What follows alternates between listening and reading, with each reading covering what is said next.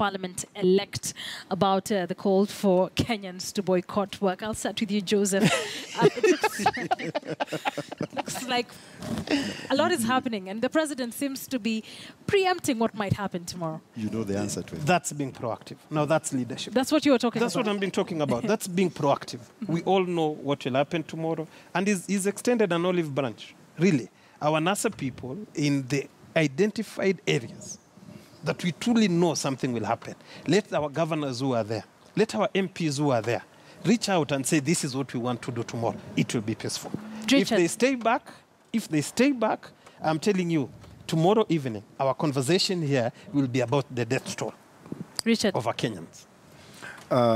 Akisa, what has come out clearly from what the president has said, remember the core business of any government all over the world, and I know Kioko will agree with me, is to protect its citizen. Security is so core business to any government, because the moment a government is seen not to protect its citizen, then it loses legitimacy. And it encourages now people to become individual members within the community, to become sovereign, to try and come up with ways on which to protect themselves. But as I had said earlier, that moving forward, in order to bring this situation into a manageable situation, is for the security agencies to know when to be fox and when to be lions. Because if they continue to be lions where they should be fox, or they become fox where they should be lions, then we might end up in something we call violence escalation trap, which will be a cycle. And this cycle might mutate to something bigger. It might even mutate to what, remember, even in places like Syria, it started off like a small issue. It generated, and look at how Assad could respond to a small situation. He responded to it in a manner that ended up to Syria being what it is today. And that's why I'm repeating. It is important for the security agencies to know where to use soft power and where to use hard power. If talking can preempt or prevent all this, then let us go the talking way. Okay. Kevin, yes. If use of manageable force can prevent all this, then let us go that route. I would ask, at what point do we decide what manageable force is? I said, and I will repeat, manageable force. It is a preserve of the courts to decide. At what point did a particular officer use excessive force? Was he justified to use that force that he used? Is that before or after lives are lost, or people have been injured? You see, the issue here, even if it is after, that after serves to deter police officers. The moment the police officers know that they don't have expressive mandate on how to exercise their powers, then they may be restrained. But the moment they realize that even after we do what it's alleged we have done in Kibera or in Kisumu or in Mathare, we will go scot-free, then they're just like any other power without control. It's very dangerous. Kevin, that address by President Uhuru Kenyatta, do you think it's enough to quell all these emotions we've seen? Is that what you would expect as the first media address from the president? Kisa, no, in my view. And I love the fact that His Excellency the President and the President-elect of the Republic has now come out to speak. But I was at Bomas when he was making his acceptance speech to receive the certificate, and I loved his body language. You know, he extended his both hands and he said, "My brother, right, Honorable Prime Minister Raila Odinga, I invite you to come and work with me." I want to appeal to the President and his handlers that that kind of narrative needs to be escalated. You see, now today, and in his first public appearance, rather second or first, he has gone back to the court narrative. And we know very well that NASA has said we're not going to the courts. And I know, and all Kenyans and the world over, we know that any time the President and the former Prime Minister meet and shake hands, more or less like a miracle happens in this country. The photo even trends. Yeah, that is what Kenyans are waiting for. And I know that probably Raila might not get into a vehicle and go to State House to meet His Excellency the President. But the President, I know, in his magnanimity, can be able to just walk into Karen and go and say, "My brother, kuja usalimie watu hapa." And you can imagine what sort of change that kind of gesture can be able. It will change all these things we are talking about, including security preparedness, including all these demonstrations, because then we'll begin to move forward as a country. Because this country, we have lots of issues to deal with, Akisa. It's not just issues to do with the presidential vote and Raila and Uhuru Kenyatta. We have lots of historical issues, which in my view, I believe that the next government, this government now must be able to spend their time to deal with these serious issues as a priority. But in order to do that, we want these tensions to be dealt with. And all this talk we are having, security, demonstrations, how to go about it, of course the president has said organize it with the police. If he only took that opportunity to even make a phone call, because Raila will say, yes, the president has called me, and we know that they are friends, they talk to each other, but why take Kenyans, why put Kenyans through this kind of stress, honestly, why? NASA has repeatedly said that it will not be seeking legal redress, but everyone who's come out to talk about this particular issue seems to be urging NASA to seek legal redress from the business community, from those in government, etc. But with NASA saying that we know what happens if we go to court in terms of public perception, Joseph, what does this do to the courts in the country? No. I think... does it do anything? By the way, you need to understand where the NASA brigade are coming from. Pre-election, election period and post-election. Pre-election, all their concerns about holding a credible electoral processes, they went out to address them in judiciary. And they were granted. Okay. Their prayers were granted. All right. And they did well. Okay. Then the voting happened. Incidentally, in the voting happening, something wrong happened. Or they believe something wrong happened. It's how you go home, you had your phone, you get home, you discover you don't have your phone. And you cannot account where is your phone, how was it stolen, who took it. This election, and where Raila is as a person, he feels aggrieved. And he feels something bad happened. However, he's not been able to prosecute his case in the court of the public opinion well. He's not been able to. And that's where the problem comes in. He feels aggrieved, he feels the election is stolen, but to tell you exactly where this election was stolen, how it was stolen, hapo imekuwa ngumu. Then now you quickly come and tell him, you know what, run to court. Running to court means he himself has been able to comprehend this thing. Yeah. He can give you a raw narrative that makes sense. And he's not able to. That's why he says, I can't go to court. Now, the decision not to go to court is fraught with many challenges. And I would want us to talk about those challenges in just a bit. We're at the top of the hour. I understand we need to take a break. We'll definitely come back. And we'll start with these challenges that you think will be posed on NASA if at all they go to court. So let's take a short break here on Kivumbi 2017. Don't go too far. We still have a lot more lined up for you. And of course, we'll be back with this discussion shortly.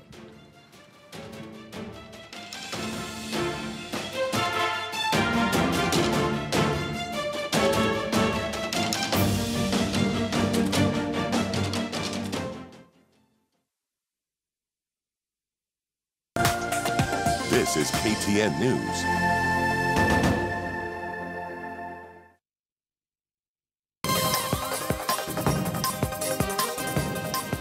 This is a competition like any other. Competitions do not result in enmity. We need and must continue to work together for the welfare of our people and in order to keep this country united and together. Mine is to say that we reach out to you, we reach out to your supporters and say that in any competition there will always be winners and losers. But I believe in a true democracy that Kenya is, all Kenyans are winners.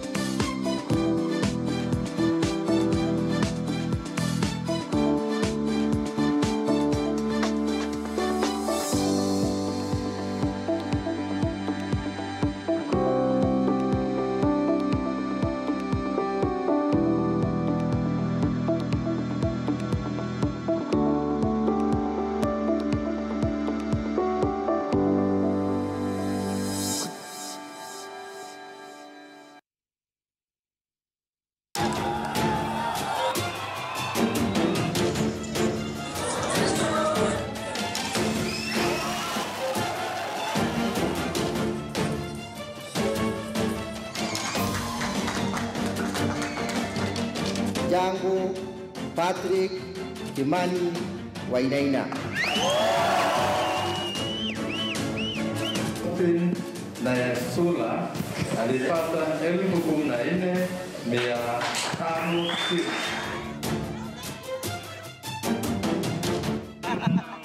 How are you? How are you feeling? No, it's okay. I feel good that I can serve Kitui people once again.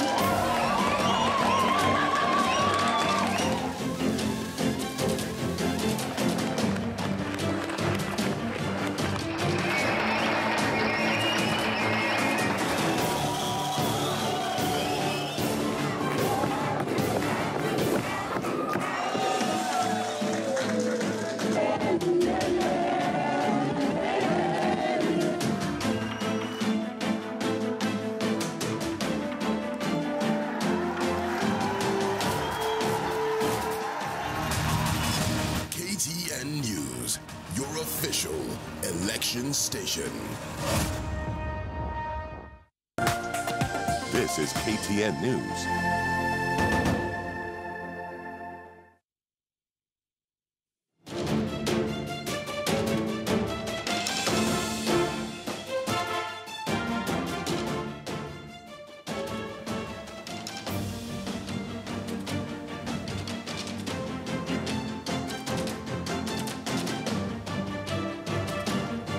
Welcome back. You're watching Kivumbi 2017. We are on to our third hour as we try to dissect some of the issues that are coming up during this after-poll mood that the country is in. President Uhuru Kenyatta just a few minutes ago addressed the nation. Some of the things that we could pick out from that was urging those who are not very happy with the outcome to protest peacefully. But we continue with our unparalleled post-election coverage of the 2017 Kenyan polls here on Kivumbi 2017. I still have my panel with me here in studio to help dissect the state of the nation. We'll also be looking at some international news this hour, as well as cross live to Nakuru, where our reporter Caroline B will be giving us a status update. Many thanks for staying with us. All right, let's start off by listening to that address by President Uhuru Kenyatta that just ended a few minutes ago before we get back to the conversation. Created by our wonderful constitution to express their dissatisfaction. But I truly believe that there is no single Kenyan anywhere who wants to continue to see violence, looting, and demonstrations that end up destroying property. But if, like I said, there are those who are aggrieved and feel that they are not willing to accept, there are also constitutionally laid down procedures that they can use to be able to express their dissatisfaction while allowing the many millions of Kenyans who wish to continue with their normal life to do so. And mine is really just that appeal. And the police are willing and ready. Say you want to have a demonstration in this place at this time, organize it with the police. You don't need my permission or Jubilee's permission. It's there in the law. Just do it peacefully, orderly. Don't interrupt the lives of other Kenyans and express your view. That is allowed, and nobody has a problem. But as a government, we will not allow loss of life, destruction of property, and looting, because many, many millions of Kenyans also are desirous to go about their business as before. So really, we are just here reviewing issues. We've had an opportunity also to have a session with the Assumption of Office Committee, and they've given us their briefing. And I'd also like to take this opportunity to congratulate our fantastic team in London for the great pride and joy they have given many millions of Kenyans, coming second in the world. The races yesterday were fantastic. Congratulations, Team Kenya. Pongezi, asanteni sana. Sina mengine, tuwashukuru wa Kenya. Turudi kazini, tuwe pamoja, tuwe na amani, tuendeleze taifa letu la Kenya pamoja. Asanteni sana. President Uhuru Kenyatta there earlier on, live from the Harambee House as he made his first public appearance since he was pronounced as winner of last week's general election. He was addressing the nation from his office at the Harambee House, urging those calling for protests to do so in the constitutionally accepted manner. And of course, let's get back to the panel here. We'd already started having a conversation on that message by President Uhuru Kenyatta, and you were at the challenges that NASA might face, or they might face if they took the case to court. I think my point is, so far, in the court of public opinion, we are not doing well. In the court of public opinion, we are not doing well. My prayer is that when the Right Honorable comes out tomorrow, we will be able to tabulate case by case and able to show this is the basis of our results. And this is why we are claiming we've won, so that we go back to that narrative. Then we make the assessment of whether we go to court or not. Not going to court portends a lot of negativity, portends that we want to get power through unorthodox means. Now, some of us are Democrats. I think the majority of us Kenyans are Democrats. And we believe that the only way of getting power is through the vote, and not through other means. We cannot go the other ways that we don't even want to mention them. So if he says he's not going to challenge this election in court, we might as well accept that this matter is closed. And in so many ways, we must start looking for a new Joshua to take us to Canaan. The journey must continue. Are we still having hope of going to Canaan? Canaan might not have happened this particular year, but definitely we have hopes of getting to Canaan. We have hopes of getting to Canaan. Richard is a pessimist. I don't know whether he still wants to go to Canaan. No, I'm not privy to what may still be in Right Honorable's Raila's toolbox. Because within his toolbox, I'm very sure that he may have quite a number of other options. And I'm not privy. Maybe Kyoko knows.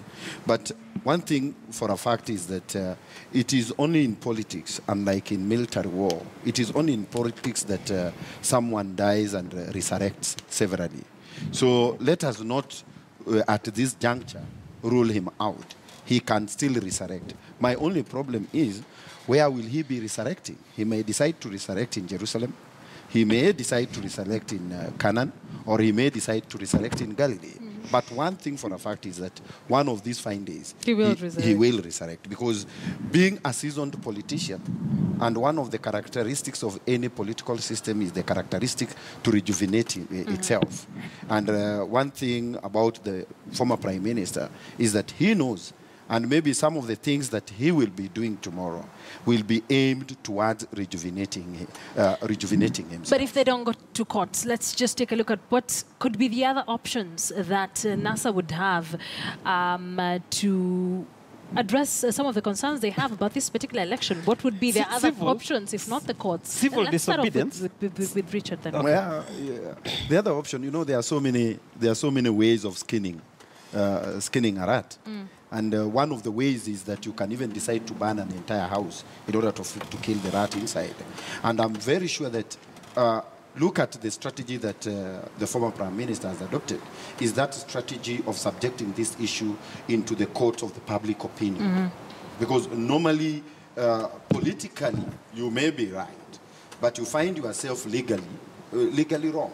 But Joseph seems to think that they are already doing badly in the court of public opinion. What options would they explore now, Joseph? I think what I was talking about, the option of civil disobedience as an option, because it's enshrined in law. But we've seen in today's call to boycott work and how 3/4 of the country have largely ignored that. It means our hold on people, if you were to tell them, let's come out and do demonstrations, the reactions might not be as expected. So we have little leverage other than truly going to court and prosecuting our matter in court. However, like Tuta has said, Richard, our party leader has many lives. And he can easily pull something off his cap and might shock us all tomorrow. Okay. And we give him benefit of doubt. But in public perception, where we stand today, looking at today's reaction on the call to boycott work, we need a miracle tomorrow to rejuvenate the base. Kevin. I think, in my view, where the right honorable former Prime Minister is, he knows exactly what he's up to. And for me, one of the biggest challenges in the court process, whether court or no court, is his concerns that the election was rigged and that his victory was denied. And part of the issues which he is presenting or bringing out are the fact that we demanded for a digital process of electoral participation and, of course, engagement, which was granted. And unfortunately, this process did not do well. I saw somewhere that the system is still counting up to, I think, there were 12 million or 9 million. And that really, I think, is a big concern because what this means to me is that going to court, and earlier on we saw tricks giving us the time frames because you only have up to 14 days and that there is this particular time when the president is going to be sworn in office. Some of the issues that NASA is struggling with is, for example, asking IEBC to give them the logs of the backbone of the system so that they can actually verify. You even had Orengo say that the servers should be opened for all to see. Now, that in my view is so difficult that might even take us another 6 years, 6 months to 6 years to be able to deal with. But as we do that, you know, Kenya is a sovereign state, and we pride ourselves in the ability to just camouflage and swallow our issues and move on, which I think is what Kenyans are looking up to right now, because we also have a very progressive constitution that outlines how we are supposed to do our things. And the preamble of that constitution gives Kenyans the opportunity to be able to hold this country in our hands. And that is what Kenyans are saying, that regardless of the options that NASA has, Kenya has to be put forward. Yeah. All right. Before we get back to the conversation, let's just get a situation update from Eldoret, where our reporter Elvis Kuske is currently on standby. Elvis, good afternoon. How are things in Eldoret? Thank you, Akisa. Indeed, we are coming to you live from the County of Champions, county number 027. As I mentioned earlier, behind me you can see tradesmen and women are going about their duties or daily activities without any itch. And I talked earlier to clerics, including Reverend Bishop Cornelius Korir, and he was asking for peace, calm, and tranquility in this region. The same feelings also replicated in Nandi County, save for Elgeyo Marakwet, where I'm told at a place called Chesoch area, where tension is still high because supporters of the incumbent Member of Parliament of Marakwet East, Kangogo Bowen, and an independent candidate, JB Kilimo. So tension is still high at that particular place. But labda niweze kuzungumza na wananchi hapa, aweze kutupatia hisia zao kuhusiana na labda hali ilivyo baada ya uchaguzi. Mmerejea shughuli zenu za kawaida? Katika kaunti yetu ya Uasin Gishu County, hali imerejea kama kawaida. Biashara zinaendelea, kazi kila mtu anashughulika. Kwa hivyo baada ya uchaguzi kulikuwa na uoga kidogo, lakini baada ya siku 2-3 hali imeendelea kama kawaida, watu wanafanya biashara zao, na tunawaomba kaunti zote za Kenya ziige mfano mzuri wa kaunti yetu ya Uasin Gishu County. Kazi zinaendelea. Na viongozi, tunataka kuwanasihi viongozi wetu wote, upinzani na serikali. Ushindani, watu wanashindana, na kushindana kuna kushinda na kushindwa. Aliyeshinda amhurumie aliyemshinda, na aliyeshindwa asikitike polepole, pasi na uhuru wake wa kutetea haki yake isije kuvunja uhuru ya wengine, kuharibu biashara za wengine na kufanya ghasia ya aina yote. Tunaomba amani. Amani ndio msingi wa kila kitu. Bila ya amani, nchi yetu ya Kenya haiwezi kwenda popote. Kwa hivyo tunaomba kuwe na amani, watu waishi kwa amani, na ikiwa kuna chochote mtu hakuridhika, basi afuate njia ya amani pasi na kuharibu uhuru ya wengine. Ndio. Labda niweze kusikia kutoka kwako bwana. Mambo namna gani huku? Hapa tuko sawa kabisa. Tunaendelea na kazi. Kila mtu unaona vile watu wanaendelea na business. Hata watu wa kazi wamerejea kazi vizuri. Hiyo tulimaliza na hiyo iliisha hivyo. Kama kuna mtu wako na malalamishi, aende kotini, asitumie wananchi kwa kupigana. Sisi 207 hatutarudia hiyo maneno tena. Sisi tulimaliza na hatutarudia. Na sisi hatutarudia. Kama wako na maneno, waende kotini. Lakini maneno mengine sisi tunafanya kazi na kila mtu anafanya business. Hata unaona vile watu wanaendelea na amani iko, hakuna shida katika mji wa Eldoret. Ndio. Kijana nakuona bwana, labda uweze kutuzungumzia, naona umevalia. Naona kila kitu iko sawa Eldoret, mambo yamerudi sawa, tuko na amani na tunashukuru Mungu. kwa kila kitu, maana hatujashuhudia maafa yote hapa Eldoret. Tunashukuru Mungu kwa kila jambo. Ndio. Mwisho labda upembeni mwangu niweze kuzungumza na mzee. Unasemaje, hali namna gani? Nasema hali ni sawa kabisa hapa Eldoret.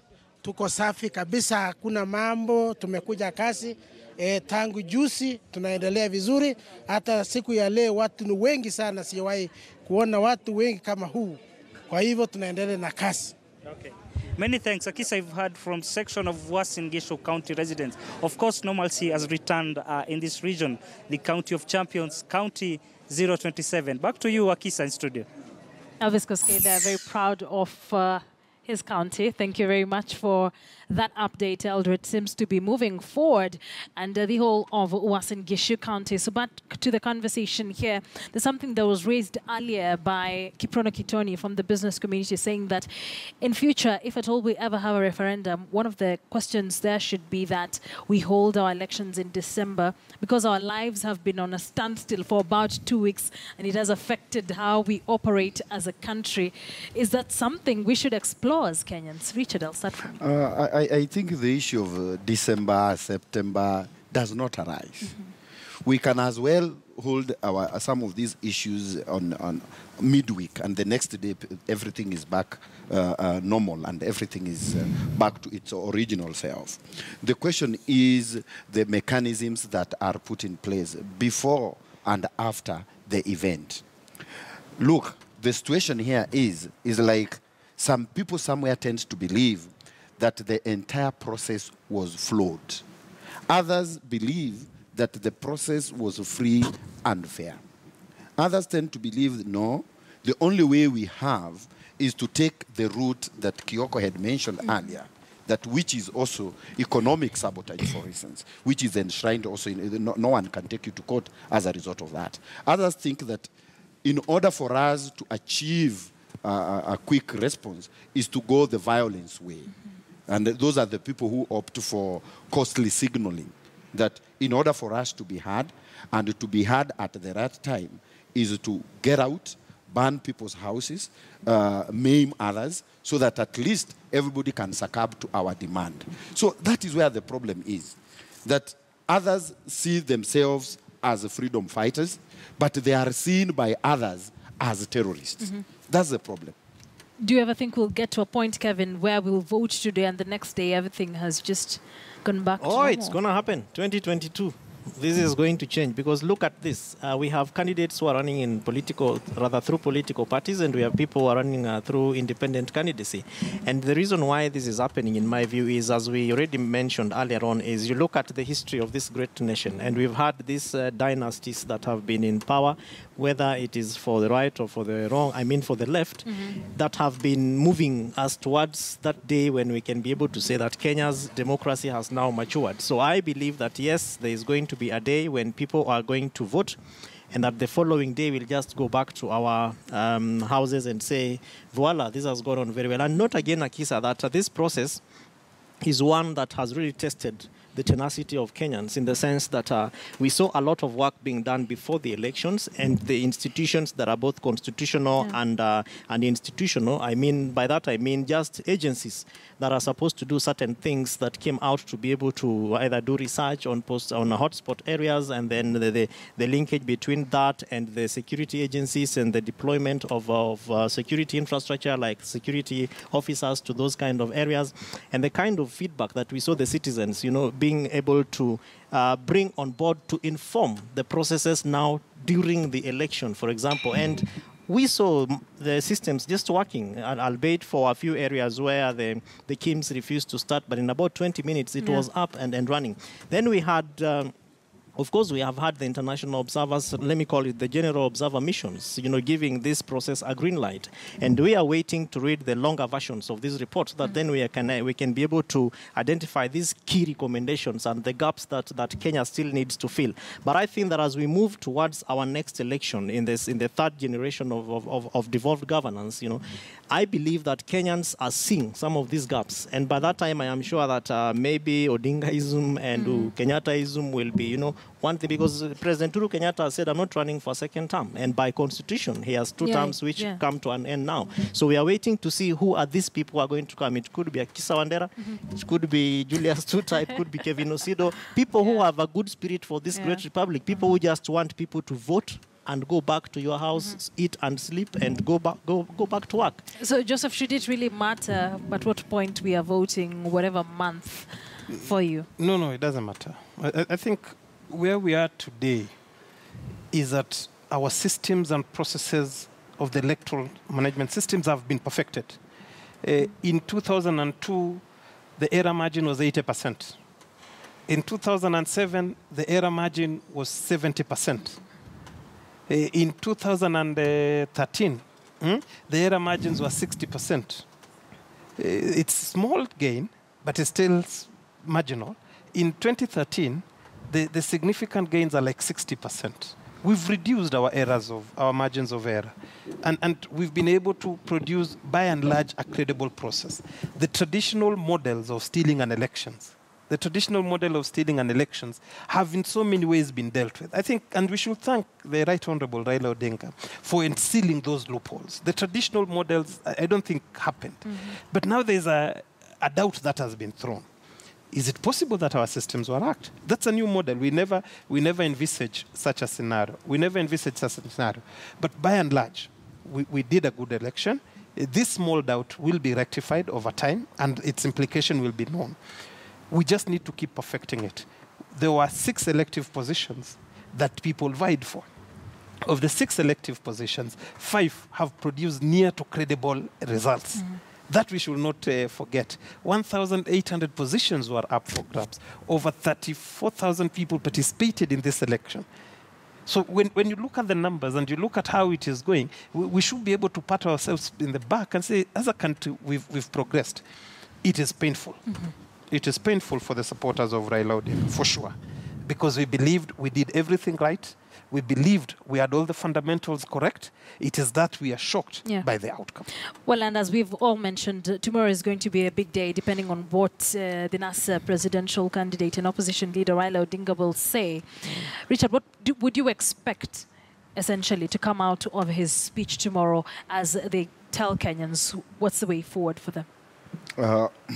One thing that I may not be expecting is for the former Prime Minister to come out here tomorrow and to say he is quitting politics. You know, as much as I'm a pessimist, you do not expect that? I'm not expecting that. One thing that I'm expecting is for him to come up with the strategies upon which he is going to rejuvenate himself into politics, and also strategies into how he is going to rejuvenate his followers, because he may not want to leave them as orphans. Remember, he had mobilized them into a cause. And normally, if you mobilize people into a cause, you are the only one who has got sole responsibility to demobilize them. So I'm seeing a situation where whether he will maybe be calling upon his supporters to remain put, or strategically to demobilize them. Yes. For you, Kevin, what would you really expect to come out of that speech tomorrow? It's hard to tell. But the history of the Right Honorable Prime Minister is very clear, and we know by virtue of his way of doing, political mannerism, that until he says it is over, it is never over. And so for me, I expect that between now and tomorrow, the religious leaders will be able to do their homework very well, find out where he is, talk to him. The business community will be able to find out where he is, talk to him, so that by the time he speaks tomorrow, we'll be able to, in my view, get these words that can be able to pacify the situation. Of course, make his followers, the 6.7 plus million Kenyans who feel that we've been shortchanged in this process, to be able to accept this sort of defeat, and then just move. Of course, in 2013, we said accept it and move on. And then the third thing probably is his next move. As a politician, because again, in the political history of Kenya, you cannot write that script without the mention of Raila Odinga. It will be incomplete in my view. But Kevin, as you rightly put it, in 2013, the narrative was accept and move on. And going by what we've been seeing, people saying on the social media, some have concerns that it cannot always be accept and move on. If we feel shortchanged, then can we address this issue once and for all? Which is why, in my view, Akisa, President Uhuru Kenyatta and the Right Honorable Prime Minister, former Prime Minister, must, if this is, of course, very respectably, must sit down and speak. Because remember that here we have also talked about the historical issues that Kenya has to go through. And these issues actually ascribe to those two families. And so for Kenya to be able to move forward, again, I'll repeat, respectively, they must sit and talk. And Kenyans must see them sitting and having coffee and shaking hands, because until that is done, all these extremes that we are seeing, go to court, we won this election, it was free and fair, will go on. And you see, Waswahili husema fali wawili wakipigana ni nyasi ndio umea. So it is the common citizens exactly who are going to continue suffering, and I don't think it is right. So I want to again appeal to their handlers and all the people who can be able to reach out to them to ensure that even as Raila speaks tomorrow, before, during his speaking, and even after, let that dialogue, let that discussion between him and the president-elect please take place. Richard looks like he wants to add something. One thing is that Raila will be coughing tomorrow. What we should be asking ourselves is that, are we ready for the cold? Because it has always been a tradition. When he coughs, quite a number of people in this country get some cold. So are Kenyans prepared for that? Should we allow him to go to that extent of coughing tomorrow? And I like the approach that Atwoli, some of the suggestions that Atwoli made yesterday, which cannot also be ignored. Sometimes if the mountain, if Mohammed cannot go to the mountain, it requires sometimes the mountain to go to Mohammed. What if the mountain is not you have to plan, doesn't plan? We have to look into all these issues. Let us not just wait that it is until he goes to so and so. Let us also have what Kioko had said, a proactive approach. Why should we allow until it happens tomorrow? Because one thing I know militarily, those two things, preventive and preemptive. Normally, it is very easy militarily to prevent something, but very difficult politically. It is very easy politically to preempt something, but very difficult militarily. So maybe politically, it will be very difficult to prevent what is going to happen tomorrow. But once it happens sometimes, we might find ourselves in a boxed situation that it will be very difficult for us to deal with those consequences. I'm urging those, like I had said before, to prevent a war, be it a political war or a military war. Sometimes it is a win. For you, what do you expect to see tomorrow, Joseph? What do you expect would come out of that speech? I truly pray that the Right Honorable Raila Odinga prosecutes his case properly.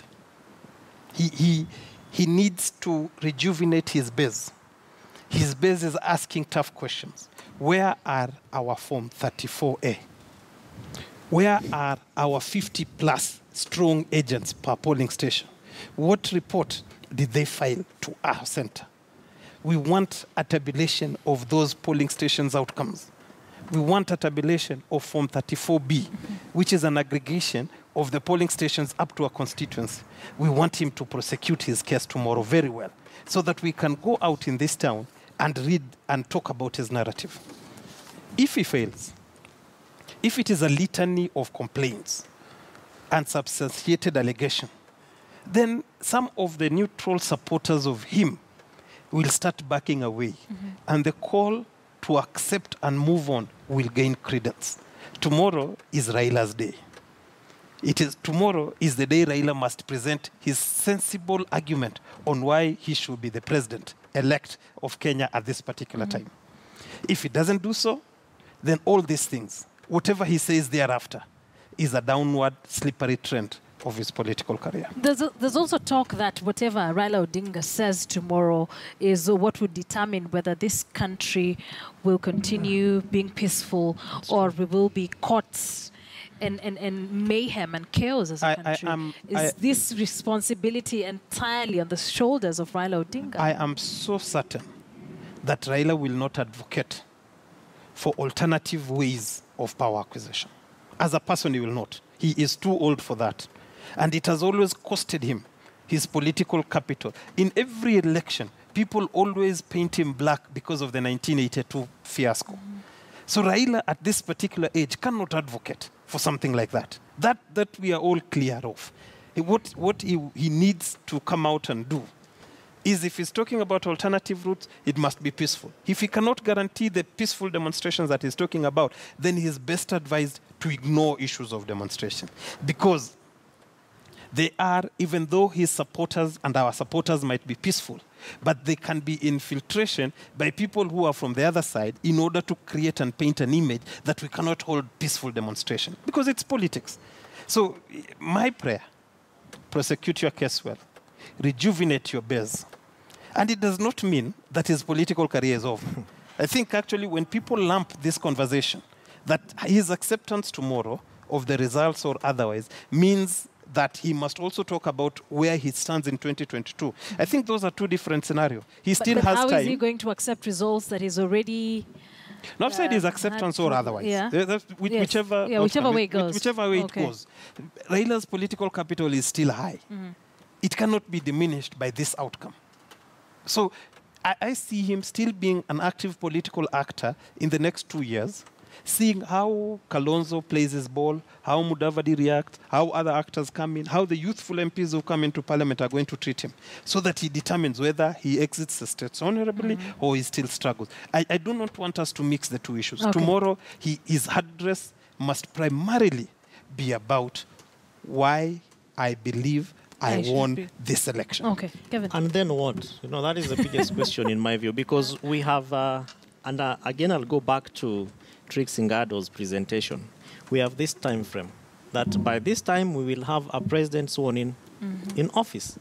And so tomorrow we expect that, yes, there could be presentations, which remember when during the campaigns, the former prime minister said, and then impige kura and leave the rest to me. And of course, his followers will not ask him.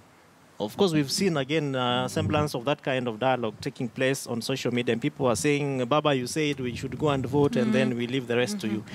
I don't see that happening. And so for me, in my view, is regardless of what he does or he does not do, what is the next course? Because remember, again, Kenya is a sovereign state, and we are guided by a constitution that he himself, of course, took the forefront and championed for, and is respected very well. In fact, that is more or less like, in my view, something that he takes pride for, and Kenyans know that without Raila Odinga, we would not have the constitution. But can he be able to play by the rules that he himself, presented and said? But you know that question you're asking. That question you're asking. After he makes his presentations, what next? Yeah.